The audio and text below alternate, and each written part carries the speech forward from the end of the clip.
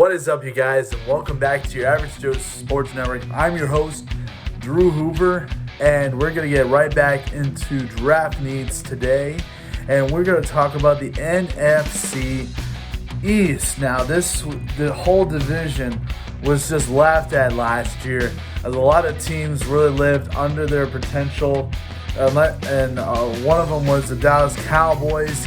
A lot of it had to do with the fact that Dak Prescott was injured, but nonetheless, even when Dak Prescott was on the field, the defense couldn't stop anybody. And so when Dak Prescott went down, it was pretty much lost from there. So when you look at the Cowboys now, they were able to sign back Dak Prescott. So far, it seems like he'll be back healthy and ready for the season. They got a lot of good offensive weapons right there. You talk about second year under CeeDee Lamb. They got Amari Cooper and Michael Gallup. And they'll have Ezekiel Elliott, which I hope they'll lean more towards this season. So I think a lot of the efforts will be towards the defensive side, especially when they hold the number 10 pick. That's where I feel like the defensive players will start to come off the board. And when I look at this team, man, they need some defensive back help. They don't have Byron Jones anymore. So they need some help on the defensive back end. And so there's a cornerback who, to my opinion, is the best cornerback, and I feel like is ripe for the taking, and that is Patrick Surtain, the second cornerback from Alabama, 6'2", 208 pounds. This kid is wicked smart. This guy is very good at paying attention to details, can read routes, and once he knows what the route is, that he's able to stay engaged and stay close to the receiver at all times until he's ready to engage and take a snap at the ball. And when I look at the Cowboys, man, specifically when I look at Jerry Jones, owner/general manager, when he likes a corner, he's not afraid to go after it. Again, I mentioned Byron Jones from UConn when he came into the NFL. Everyone remembers that big broad jump that he made at the scouting combine. Go back a few years earlier to when they drafted Maurice Claiborne from LSU right around that same spot. So I feel like they're gonna really like this Patrick Surtain and really help that pass defense out.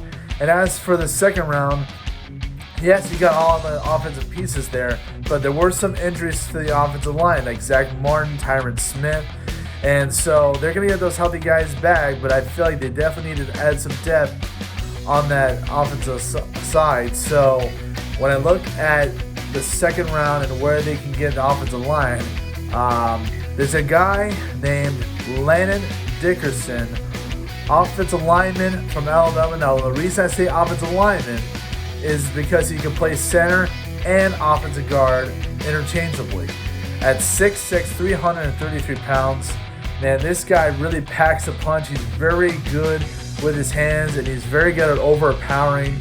And there was a comment by Brian Baldinger, former NFL player, now analyst, who when talked about Landon Dickerson, compared him to Quentin Nelson, and he hadn't seen a player like him since. So when someone makes that comparison, it really shows to the power that he has and the influence that he has. And so when you look at them, and I think they're going to put him at that center. They got no center at this point, and I feel like it's definitely going to help that offense continue the success they've had so far. Now let's move on to the Philadelphia Eagles, and I guess they're starting from scratch, sort of, I guess. They don't have Doug Peterson anymore. He's fired, replaced by Nick Sirianni, who was the wide receiver coach under Frank Reich in Indianapolis. They traded away Carson Wentz, which is kind of, and he ended up in Indianapolis. And so I guess the reins have been moved on to Jalen Hurts, who they drafted in the second round out of Oklahoma. And so when you look at this offense right here, Alshon Jeffrey has struggled with injuries pretty much since he got to Philadelphia, and they tried to start anew with Deshaun Jackson when they signed him back, and again, he couldn't stay healthy either. So this wide receiver did get injured last year, but I don't think health will be a problem. And I feel like he'll definitely fill a need that is needed at the wide receiver position. and that is Jalen Waddle, wide receiver from Alabama. Again, I've mentioned Jamar Chase and I've mentioned Devontae Smith, but his name has always been thrown in the mix because before Devontae Smith had his Heisman year, he was pretty much the number one wide receiver of that offense and really was contested to be the number one wide receiver because when you talk about his skill set, 5'10", 180 pounds, this guy's got this combination of speed and acceleration. Not to mention he's in the special teams, can be a kick returner, your punt returner, and there's some people that say that he's even a better route runner than Devontae Smith, and people talk about his speed and refer back to Henry Ruggs III, who came out of last year's, and I haven't seen those two run against each other yet, but they got to face off and see who's faster than that. I assume Tyreek Hill will be next. Fact, they both also like to play basketball, so not only would I like to see them run a 40-yard dash to see who wins, but I also want to see how they would do one-on-one on the basketball court. I think the advantage goes to Henry Ruggs in the basketball court, and perhaps Jalen Ruggs is the faster one of the two. I don't know. We'll see. But anyway, let's go to the second round where they really need some defensive back help. So they let Jalen Mills go to New England. They did sign Darius Slay, but I feel like they definitely need some additional help. And in the second round, I think they're still lucky enough, like I said, because the way that defensive players seem to gravitate more towards the end of the first round and the beginning of the second round, that this cornerback could still be available. And that is Greg Newsom II, cornerback from Northwestern, at 6 foot, 192 pounds. This guy can play press, he can play cover 3. He's even a good tackle enough to be in the run support. And according to a source, he in 2020 allowed a 31.6 completion percentage. That is huge. And a man that can locate the ball and make a play after the ball. If you're Philadelphia and you got all these playmakers, and like I said, in Dallas, and you got to worry about Terry McLaurin in Washington, and then I don't know what's going to happen in New York. Maybe they'll draft a wide receiver too, but nonetheless, you got Darius Slay, and then you add Greg Newsom right there. I think that's going to help that defense tremendously. And so now let's move on to the Washington football team. That's right. It has been a year, and they still haven't come up with a mascot. I think that is plain out ridiculous. I didn't think there was anything wrong with the previous Redskins. When they were coming up with names, I'm like, hey, Red Tails, that sounds cool. But they still haven't come up with a name. I guess we'll just call them Washington, for the time being. But along with that, there's just so much going on. They let Dwayne Haskins go. Just even before his second year was done, they released him. And they signed Ryan Fitzpatrick, which I don't believe he's the long-term answer. I believe that, like Chicago and like Denver, I feel like they're going to be one of the teams that are going to be attempting to trade up to draft a quarterback, either Trey Lance or Justin Fields. But let's just say, for argument's sake, that they stay where they're at, and they try to make the team better, at least from the foundation up. And then speaking of foundation, I feel like they need to draft an offensive lineman. And there's an offensive lineman that I feel like could open things up for everybody. And that is Trey Jenkins, offensive tackle from Oklahoma State. People talk about him being a freak of nature. This guy is an all-out monster. If he gets his hands on you, he's going to try to take you to the ground. Not only does he destroy his competition in the running game, but he's also very good on the edge against those edge rushers. He's able to keep track with them, and even when they try to misdirect him, he's still able to mirror them and keep them in his sights, keep his hands on them. And I think, again, when you talk about there's a lot of good defenses still. I mean, the Cowboys don't have him, but the Giants were impressive last year. I think, and I think whoever they face, I feel like they need some protection for Ryan Fitzpatrick or an Antonio Gibson. I don't know what they're going to do with the running back position, but I feel like they at least need the offensive line going so that way it opens up for whoever they want to start in week 1. Now, let's say they go to the defensive side. And defense is actually where they're strong at. You look at their defensive line, they are entirely solid on that point right there. But I feel like they could, since they switched from a 3-4 to a 4-3, I feel like they need to get a linebacker that can fit. They don't have guys like London Fletcher. He's been long gone and stuff. So I feel they need a linebacker that can set the tone for this defense. And that is Zaven Collins, linebacker from Tulsa. This guy is 6'5", 259 pounds. And along with that size comes very athletic abilities. This guy not only can burst through the gaps, but he's a very good navigator. I would argue he's probably the best navigator when it comes to exploiting the gaps out of all the linebackers in this draft.